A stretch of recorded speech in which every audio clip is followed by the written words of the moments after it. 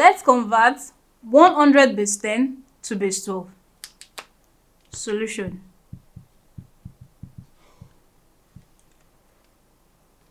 Draw a table. Write your 100 at this side. The base you are converting to 12 at the other side.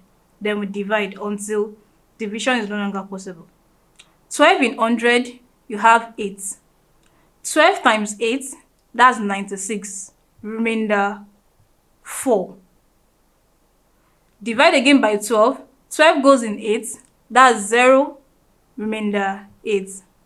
Here, division is no longer possible. So we'll take our remainders upwards. Therefore, 100 base 10 equals 8, 4 base 12. And that's how to convert whole numbers in base 10 to base 12. Thank you.